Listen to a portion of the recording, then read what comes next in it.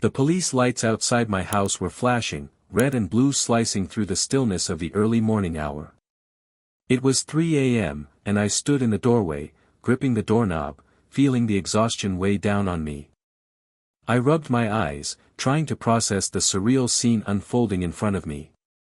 There she was, Karen, the self-appointed HOA enforcer, standing on the sidewalk, arms crossed over her chest as if she were some suburban queen. She was talking to the officers, doing her best to look innocent and indignant at the same time. The absurdity of it all was enough to make me question if I was dreaming. What was the issue this time? Well, according to Karen, I was blocking her guests from parking in my driveway. Freeze frame. Yes, that's me, the guy whose private well she had been siphoning water from for months to illegally water her garden. And what did I do in response? I flushed her irrigation system with raw sewage. Oh, that was just the beginning. Naturally, the viewer wonders, how does that even happen? And how could she not notice? But here I was, standing in my doorway, trying to grasp how things had spiraled so far out of control.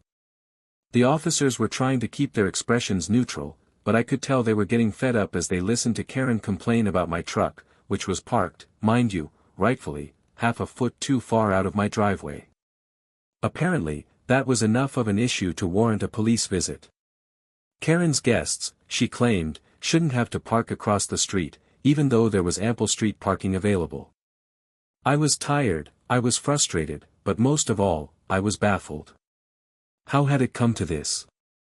"Sir, it's a simple request," one officer said, his voice calm but carrying an undercurrent of disbelief.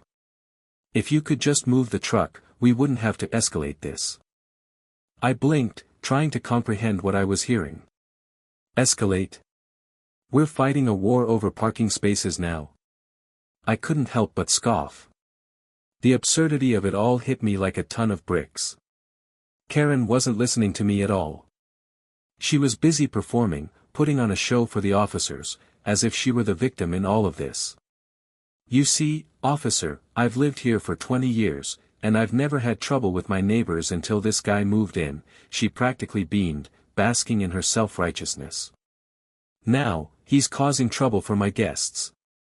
I shook my head. If there was one thing I knew about Karen, it was that she had a knack for turning trivial matters into full-blown catastrophes. This wasn't about parking or her so-called guests. It was about control. She'd spent years manipulating the HOA into doing her bidding, and now I was the latest target of her self-important wrath. "Ma'am, could you just..." One of the officers started, trying to intervene, but Karen was on a roll. Once she got going, there was no stopping her.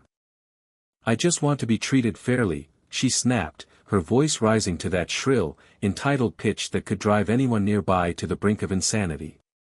"Why should I tell my guests to park across the street like they're second-class citizens? This is a neighborhood, not a parking lot." She waved her hands in the air, looking like a maestro conducting an orchestra of melodrama. "This guy is causing trouble for everyone." I opened my mouth to respond, but the officer quickly cut me off, probably hoping to avoid a full-on confrontation. "Sir, if you could just move the truck, we'll be out of your hair." And that's when it hit me, I'd been down this road before. Karen didn't care about fairness, or anyone else's needs. She cared about getting what she wanted. She was the same woman who once marched into my yard to accuse me of having weeds growing near the sidewalk, while she had an entire garden of illegal plants in her own backyard, all because the HOA rules didn't apply to her. And don't even get me started on how she siphoned water from my private well for months. The nerve of her. But by then, I had already taken action. After she'd violated my property rights the first time, I decided to show her that no one, least of all Karen, could get away with this kind of nonsense. That's when I came up with the genius idea of flushing her irrigation system with raw sewage. Completely legal, of course. It wasn't about revenge at first, it was just a little corrective action, a way to remind her that the neighborhood wasn't her personal kingdom. Now, though, standing in front of the officers, I could see it. Karen was playing her usual game of manipulation. She thought she was untouchable, that her petty HOA crusades would shield her from consequences. But there was a problem with people like Karen: they never expect you to fight back. They think they can just push you around, throw their important guest nonsense in your face, and get whatever they want. Not this time. Let me get this straight, I said, my voice calm but dripping with sarcasm. You're asking me to move my truck because her guests can't be bothered to park on the street, which is what everyone else does in this neighborhood. Am I hearing that right? The officer didn't answer, but Karen, of course, wasn't done. She huffed dramatically. I've been nothing but reasonable with you, and this is how I'm treated, she whined, throwing her hands up. Her next dramatic tirade was already in the works. But then it dawned on me, I wasn't the one who needed to explain myself. Karen had already gotten away with too much, and if the officers didn't do something soon, I'd be the one who'd have to deal with the fallout. But that wasn't going to happen. No, Karen had just made her mistake, and I wasn't going to let her off the hook so easily. With a sly grin, I walked back inside my house, leaving Karen and the officers standing there, completely dumbfounded. They weren't sure what to make of me, and I loved it. I wasn't moving the truck, and I wasn't apologizing. This was just getting started. As I closed the door behind me, I heard Karen's shrill voice rise in pitch. I'll call 911, she screeched. Oh great. Here we go. The door slammed shut behind me, but her voice still carried, practically auditioning for a role in some bad drama series. This is outrageous. I'll call 911. I couldn't help but chuckle. It wasn't even a real emergency. My truck wasn't blocking anyone's driveway, but Karen was a master at making mountains out of molehills. The night had been long enough, and now I was dealing with Karen's ridiculous antics. I tried to stay calm, though every part of me wanted to march back outside and give her a piece of my mind. I knew that would only make things worse, though. In the quiet of my living room, I could hear Karen's voice still rising outside, giving the officers an earful about what a troublemaker I was. The thought of her standing there spinning her version of events made me cringe. This wasn't about parking anymore, this was about control. Her need to dictate everyone else's actions, even if it meant blowing the smallest things out of proportion. I glanced at my phone. No messages. The only notification was from the HOA board. Great. They'd been sending me passive-aggressive emails ever since Karen started causing trouble. The first one came when she reported me for loud noises because I ran my lawn mower at a reasonable hour. The second one was about a tiny crack in my mailbox. According to Karen, the HOA rules demanded no cracks in mailboxes, no matter how insignificant. Each email was just another reminder of how deeply Karen's influence ran. The HOA was her personal puppet show, and she was the star. I opened the email. Sure enough, it was another warning about neighborhood disturbances, citing the latest incident between me and Karen. They hadn't even bothered to get both sides of the story. It was all about appeasing her. And in that moment, I realized that if I wanted this to stop, I'd have to fight back. The HOA wasn't on my side. They were just as complicit in Karen's game as she was. If I wanted to win, I had to do it my way. I couldn't rely on anyone else. I leaned back on the couch, thinking through my next move. I needed a plan. Something clever. Something that would make Karen regret ever trying to push me around, but at the same time, it had to be legal. Because, of course, we were talking about Karen. She'd find a way to twist anything into a scandal if I wasn't careful. While brainstorming, I heard the unmistakable sound of sirens approaching.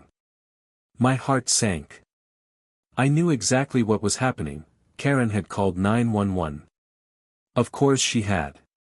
What had I expected? She was nothing if not dramatic. I rubbed my temples, feeling the tension building in my skull. This was going to be a mess. I walked over to the window and peeked through the blinds. Sure enough, there were 2 squad cars parked in front of my house, their lights flashing like some scene from a crime drama. I could almost hear the suspenseful soundtrack playing in my mind. Because, let's face it, that was exactly what Karen wanted, wasn't it? She wanted this to be a spectacle, and now she was getting exactly what she wanted. I stepped outside onto the porch, trying to keep my composure. I wasn't going to give Karen the satisfaction of seeing me flustered. The officers were already talking to her, and she was laying it on thick, playing the role of the wronged party. "Officers, I'm telling you, this man is out of control," she said, her voice trembling with faux concern. "He's blocking my driveway. I can't get my guests parked here. I've never been treated like this before. I don't know what to do anymore." The officers glanced at me, then back at her, unsure of how to handle the situation. I just stood there, waiting for one of them to finally recognize the absurdity of it all. "Can you explain what happened?" one of the officers asked, his voice even but his frustration was evident. He'd dealt with enough of these petty neighborhood disputes to know it wasn't worth his time. He wasn't going to get caught up in some HOA drama that didn't even belong in his jurisdiction. Karen, however, was eager to play the victim. She shot me a venomous glance before launching into her version of the events. "This man has been nothing but trouble since the day he moved in. Now, he's blocking my driveway and preventing my guests from parking. I'm just trying to get them settled, and he's making it impossible. How is that fair?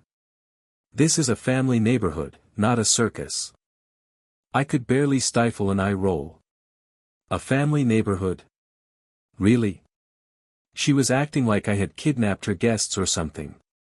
The officer glanced over at my truck, parked exactly where it should have been, 3 feet from her driveway, leaving plenty of room. It wasn't blocking anything. Still, he asked, "Could you move the truck, sir, just to avoid further escalation?" I shook my head slowly.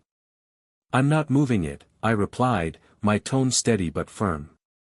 "It's parked exactly where it should be. And I'm not going to let her push me around just because she doesn't want to park across the street. There's plenty of space over there." Karen's face twisted in disbelief, her smug expression faltering for a second. "This is unbelievable," she exclaimed, her voice rising to a new, shriller pitch. "I can't even deal with this anymore."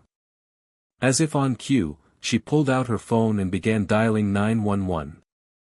I couldn't believe it. Was she really going to call the police again?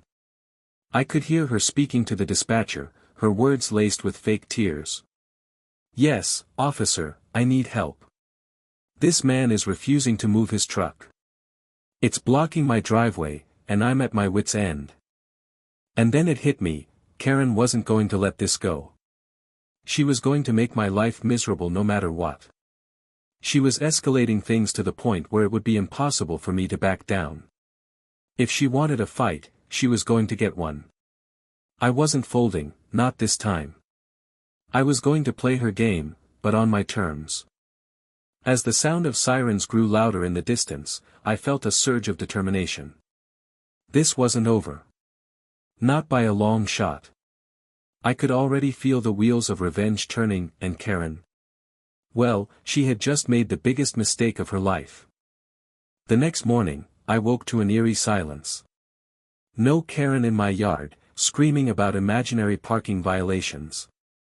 No HOA emails flooding my inbox with passive-aggressive reminders about neighborhood decorum. It was almost too quiet. But I knew better than to think this was over. Karen hadn't won. Not yet. In fact, I was just getting started. She had pushed me to my breaking point, and now it was time for her to understand exactly who she was messing with. I brewed a strong cup of coffee and sat at my kitchen table, thinking through my options. I had learned a lot from the previous night. Karen's whole strategy relied on the assumption that I would fold. She thought I would cave to the pressure of police visits and HOA complaints. She was used to people rolling over for her, giving in to her ridiculous demands just to avoid conflict. But I wasn't like everyone else. I wasn't going to play by her rules anymore. I wasn't going to be the passive neighbor who cowered whenever she threw a tantrum. No, it was time to flip the script. The first thing I needed to do was gather evidence. I wasn't going to let Karen manipulate the situation and spin a false narrative. I went out to my driveway to check the position of my truck. It was exactly where I had parked it, 3 feet from her driveway, well clear of blocking anything. Karen's guests had plenty of room to park across the street. This was all about power, but I wasn't going to sit idly by while she twisted the truth. I began snapping photos from different angles, making sure to get a clear record of where my truck was parked and how much space was available for street parking. Once I had that covered, I turned my attention to the HOA. I knew they would be circling back to me soon, probably with another one of their well-crafted warnings. I needed to stay ahead of them. I picked up the phone and called the HOA office, acting like everything was perfectly normal. I didn't mention Karen just yet. I wanted to play this smart. I asked about the exact wording of the neighborhood parking policy, making sure to get every detail down. The HOA representative on the other end was happy to oblige, giving me all the specifics on what I could and couldn't do. The rules were crystal clear. I was perfectly within my rights to park in my own driveway. Karen's complaint was nothing more than a petty attempt to harass me into submission. I hung up and smiled to myself. This was starting to feel like a chess game, and Karen had no idea she was about to be checkmated. For the next few days, I kept my distance. I didn't want to engage with Karen directly. She was already in full victim mode, and nothing would infuriate her more than realizing I wasn't intimidated by her. But I was watching. Oh, I was watching closely. Every time Karen left her house, I took note of her car's position and her guests' parking habits. The more I saw, the more I realized something. Karen was living in her own little world where the rules didn't apply to her.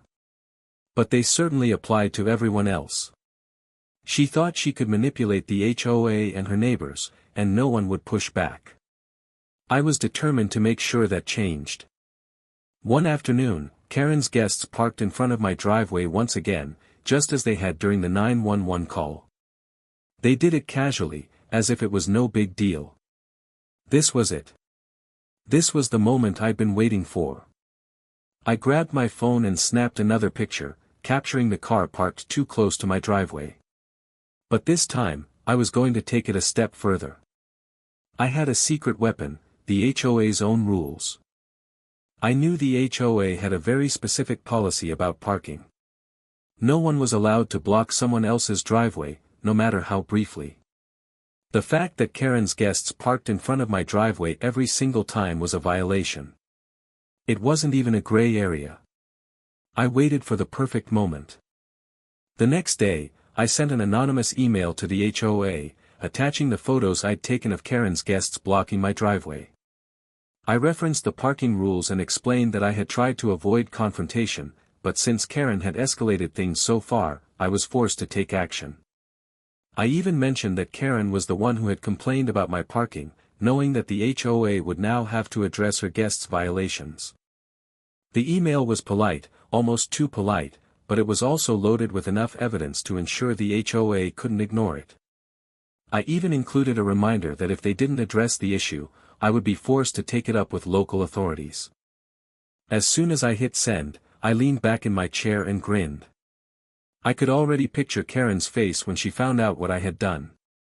This was my way of turning the tables.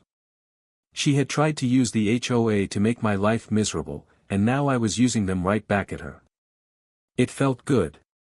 No, it felt great. But I wasn't done yet. This was just the beginning. The next few days passed in a blur. Karen was on edge, constantly peeking out her window to see if I was up to anything. She knew something was coming, but she had no idea what. Meanwhile, I continued gathering more evidence. Every time Karen's guests parked in front of my driveway, I took another picture. I was building my case, brick by brick, and Karen had no idea how close she was to losing this battle. Then, the email came. It was from the HOA, and they wanted to schedule a meeting to discuss recent neighborhood disturbances. The subject line made my heart race.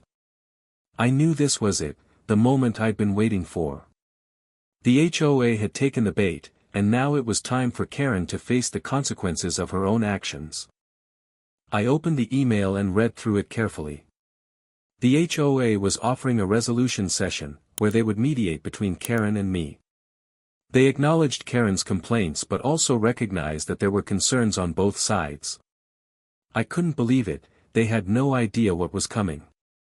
The moment I walked into that meeting, Karen was going to realize she had seriously underestimated me. This wasn't just a petty feud anymore. This was a battle of wits, and Karen. She was about to get schooled. As I sat there reading the email over and over again, I felt a sense of calm wash over me. I had all the evidence I needed. The ball was in my court now. I wasn't going to let Karen walk away from this one. No, she was going to get exactly what was coming to her. And when it was over, she'd finally realize that she wasn't the one calling the shots anymore. The day of the HOA meeting arrived. I had never been more prepared for anything in my life. My hands were steady as I gathered my documents, photos, emails, the copy of the neighborhood parking policy, and the logs I'd been keeping of Karen's ongoing parking violations. I even had the email I'd sent to the HOA detailing how Karen's guests had repeatedly blocked my driveway. Everything I needed was neatly organized, and I couldn't help but feel a little giddy at the thought of finally confronting Karen on her turf.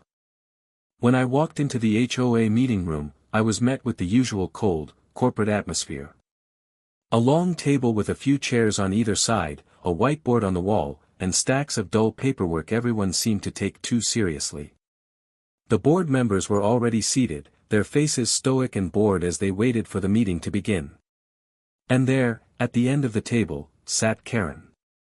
Her posture straight, her arms crossed, and that smug little smile on her face told me she thought she had this whole thing in the bag. She probably thought I'd be the one groveling, the one apologizing for the trouble I'd caused. But she was about to be in for a surprise. I took my seat across from Karen, maintaining a calm expression, ready for the showdown ahead. She tried to meet my gaze with a cold, calculating stare, but I noticed her hands trembling slightly. She was starting to realize that I wasn't the one she was used to, someone who would back down. This was going to be different. The meeting began with the usual formalities, but the real discussion didn't start until the board addressed the issue between Karen and me. Without hesitation, Karen launched into her version of events, painting herself as the innocent victim of a terrible neighbor. She spoke about how I had blocked her driveway, causing her guests to suffer, and how she had made every attempt to be reasonable with me. "I just want to live in peace," she said, her voice dripping with false sincerity. "But this man has made it impossible. It's really disruptive. I'm just trying to get my guests settled." I bit my tongue, resisting the urge to interrupt. I let her tell her story, knowing full well that the more she spoke, the more she would dig herself into a hole. When she finished, the board turned to me, asking for my side of the story. I stood up slowly, taking my time to speak clearly and concisely. I explained how Karen had approached me the day before the 911 call, demanding that I move my truck so her guests could park in my driveway. I calmly explained that I had declined, knowing full well that there was ample street parking just across the road. Then, I described how Karen had escalated a simple parking dispute into a full-blown emergency, even going so far as to call 911. As I spoke, I made sure to present the evidence I had gathered, photos of my truck parked exactly where it should have been, a good 3 feet from her driveway. I could already see Karen's smug expression start to fade. She was starting to realize that I wasn't going to back down this time. When I showed the photos to the board, their surprise was palpable. They hadn't expected such thorough evidence. I had proof, clear, undeniable proof, of Karen's behavior, and there was no way she could deny it. But I wasn't done yet. Next, I reached into my bag and pulled out a copy of the HOA's parking policy. I highlighted the section that explicitly stated that no one was allowed to block a driveway, even temporarily. I then pointed out that Karen had violated this rule multiple times when her guests parked in front of my driveway. I wasn't just telling them about her bad behavior, I was showing them how she had been actively breaking the rules. For a brief moment, there was a heavy silence in the room. The board members exchanged looks, trying to process everything I had just presented. Most people who had dealt with Karen didn't have the courage to stand up to her, or they simply gave up after a few weeks of her manipulations. But I wasn't like the others. I had fought back with the tools I had at my disposal. Finally, one of the board members spoke, his voice slow and deliberate. "It seems there's been a misunderstanding," he said, glancing at Karen. "According to the photos and the parking policy, it looks like you, not your neighbor, have been in violation of the HOA's rules." The words landed like a punch to the gut. Karen's face turned red with embarrassment, and for the first time since the meeting began, she looked unsure of herself. "No," she stammered, trying to regain some composure. "That's not true. He's making it all up. This is just a smear campaign. He's lying." Her voice cracked, and I could tell she was losing control. The board members exchanged uneasy glances. They didn't want to anger Karen, but it was clear she had overstepped. Everyone in the room could see it. Karen had caused the issues, not me. One of the board members cleared his throat before speaking. "Karen, we've reviewed the evidence, and we cannot ignore the fact that your actions have been disruptive. We'll need to issue a warning, and we will be investigating further." Karen opened her mouth to protest, but before she could get another word in, the board continued. "Additionally, we'll be placing a formal note on file regarding the repeated parking violations by your guests. We expect this to be addressed moving forward." The look on Karen's face was priceless. She was fuming, but there was nothing she could do. She had been caught in her web of lies, and now the HOA was finally holding her accountable. As the meeting concluded, I felt a sense of relief wash over me. I had accomplished what I set out to do. I had exposed Karen for who she really was, the petty, manipulative person she had been hiding all along. Walking out of the meeting room, I felt lighter than I had in weeks. For the first time, I had taken control of the situation. Karen's power had been stripped away, and I couldn't help but feel a surge of satisfaction knowing that I had been the one to put her in her place. Of course, I knew this wasn't the end. Karen wasn't the type to accept defeat gracefully. But for now, I had won, and that was enough. As I headed back home, I couldn't help but smile. This had been the perfect form of revenge, not petty payback or something underhanded, but something far more satisfying. I had used the system against her, showing her that not everything could be manipulated to her will. And in the end, I had proven something important. Sometimes, the best way to deal with a Karen is not by fighting fire with fire, but by playing the game smarter, not harder.